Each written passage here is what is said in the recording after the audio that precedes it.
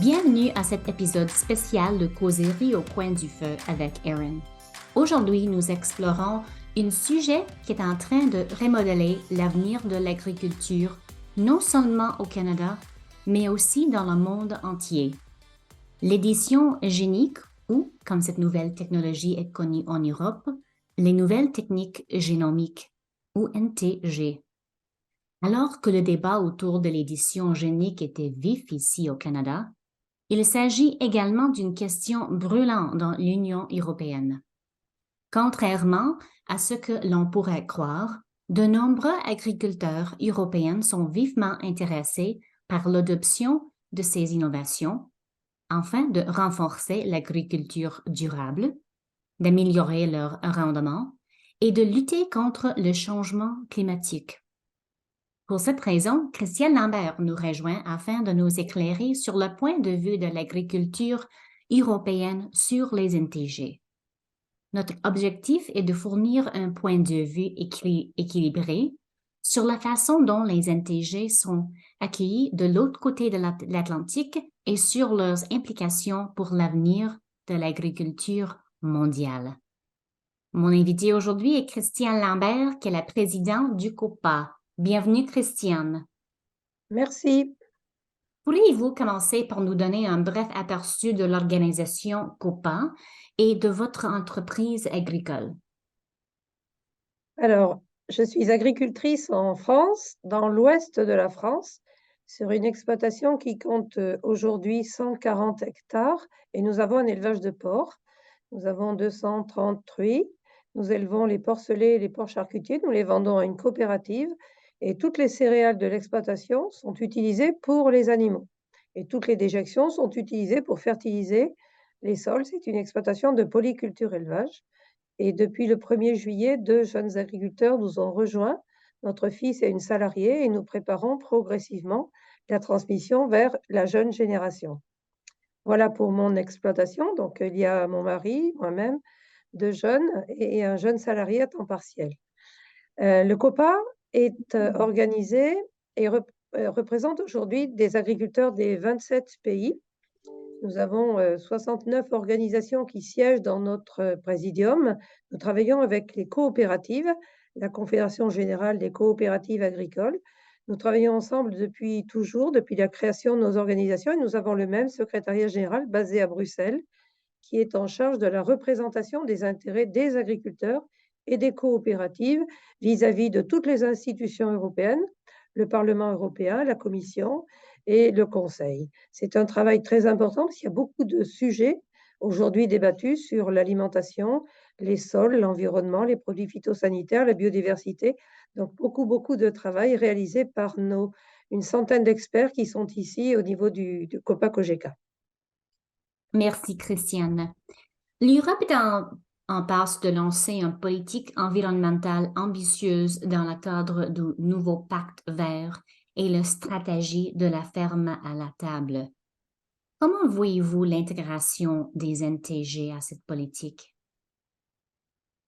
La Commission, lors de son arrivée en 2019, a fixé un cap avec le pacte vert, le Green Deal, une ambition forte de verdir les politiques européennes.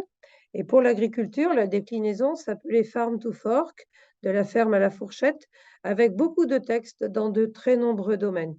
C'est une ambition forte de verdir les politiques européennes et avec des textes sur les produits phytosanitaires, sur la biodiversité, sur la restauration de la nature, sur la décarbonation, bref, très, très ambitieux, avec parfois des objectifs extrêmement difficiles à atteindre. Et donc, très tôt, nous avons dit, nous sommes d'accord avec la direction pour plus de durabilité, personne ne peut s'y opposer. Par contre, il ne faut pas confondre vitesse et précipitation. Et les objectifs qui ont été fixés étaient très élevés, trop élevés, et ne raisonnaient pas économique, social et environnemental. C'était une approche très environnementale, mais sans étude d'impact économique. Donc, nous avons dit, attention, danger, on risque de perdre de la production.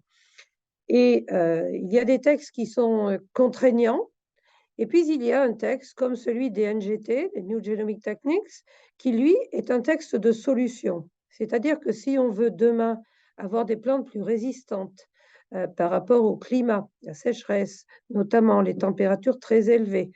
Si on veut réduire l'utilisation des produits phytosanitaires, qui est un objectif nécessaire aujourd'hui, mais qui ne doit pas être fait n'importe comment, les nouvelles techniques génomiques peuvent représenter une solution parce qu'il y a une capacité à accélérer la sélection variétale qui permet justement, avec le séquençage génétique, d'accélérer la recherche.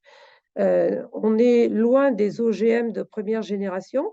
Là, on a une technique génétique de précision où les gènes sont identifiés, on garde les gènes d'intérêt sur la même espèce, sur la même plante, et on peut ainsi accélérer l'amélioration, la résistance aux maladies, aux problèmes sanitaires, etc.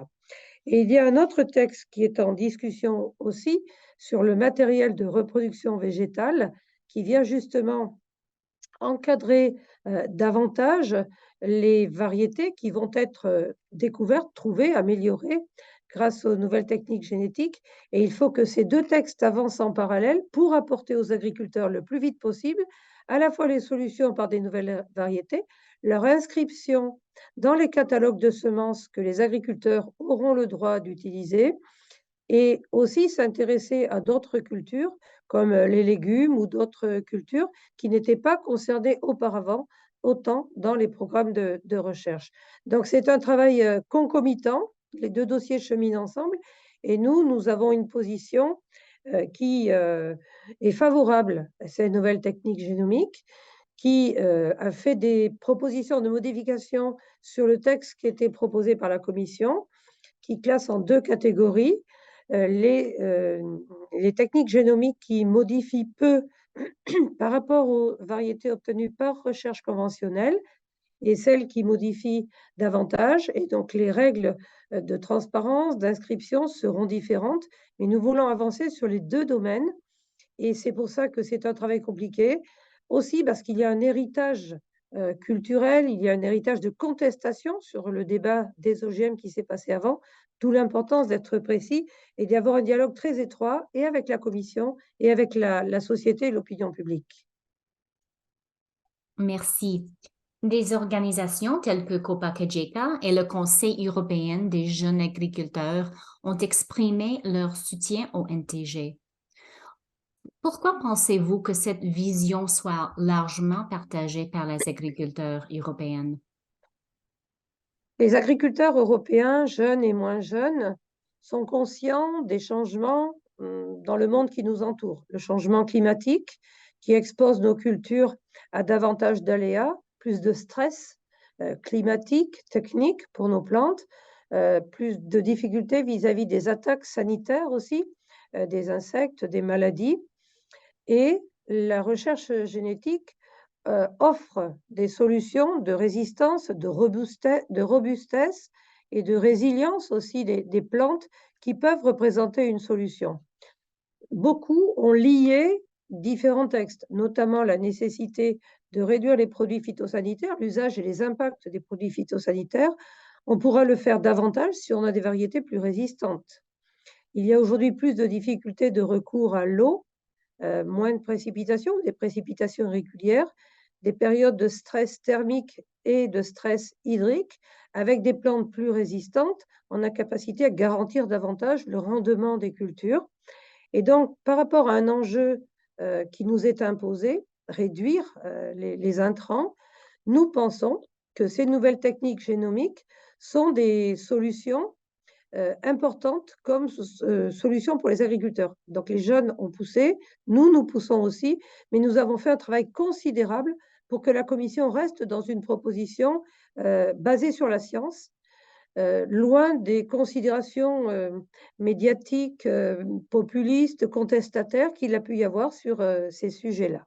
Est-ce que les injectés ont leur place dans l'agriculture biologique en Europe, compte tenu notamment des restrictions imposées aux agriculteurs biologiques qui utilisent ces techniques? Le débat est assez vif au sein de la famille des agriculteurs biologiques sur ce sujet. Certains y sont favorables, d'autres non, d'autres y sont hostiles. Nous avons essayé de faire avancer le débat pour dire que ces innovations qui sont différentes des OGM, présentent des solutions aussi pour les agriculteurs biologiques qui ont dans leur cahier des charges certaines interdictions d'utiliser des produits de traitement de synthèse. Il ne faudrait pas qu'ils se ferment la porte des opportunités données en termes de résilience, de résistance et de robustesse par les new breeding techniques.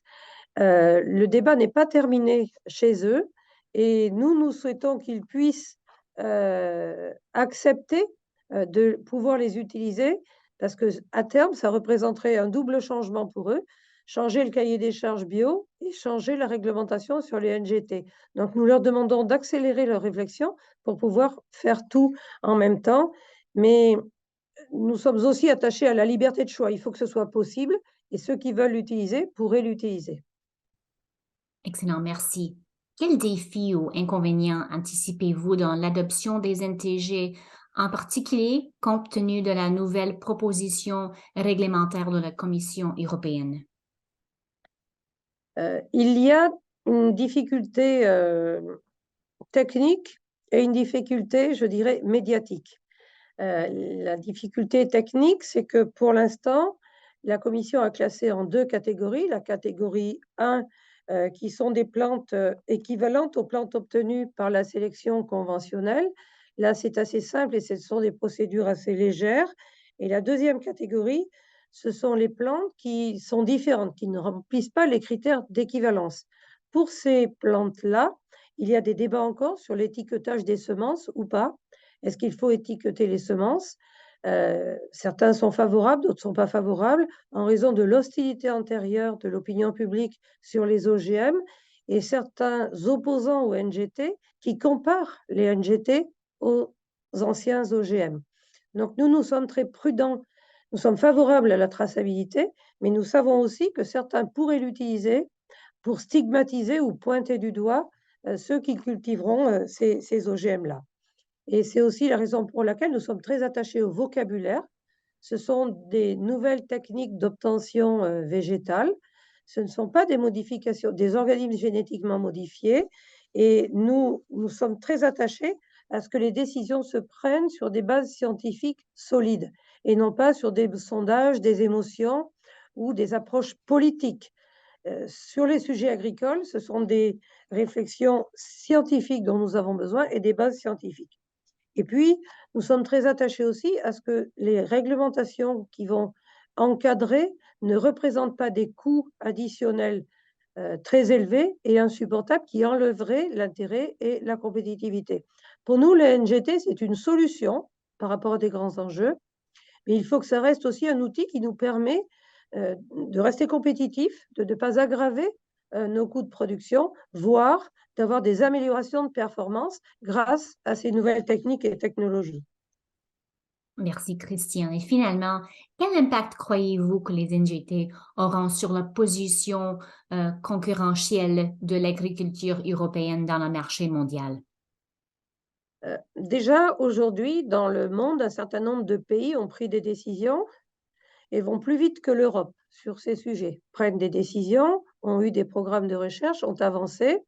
Nous ne voulons pas que l'Europe prenne du retard et se retrouve demain confrontée à l'importation de produits qui auraient été cultivés avec ces NGT et que nous, agriculteurs européens, nous ne puissions pas y avoir accès parce que ça représenterait une distorsion de concurrence. C'est la raison pour laquelle nous disons que l'Union européenne a besoin d'un cadre réglementaire solide, acté, inattaquable, et qui soit un cadre de sécurisation pour les agriculteurs, qu'on ne puisse pas être victime de stigmatisation, de critiques, voire de rejet, d'abord par notre opinion publique, et y compris vis-à-vis de l'extérieur aussi, parce que nous sommes un continent qui produit de l'alimentation pour la consommation interne, mais aussi pour l'exportation.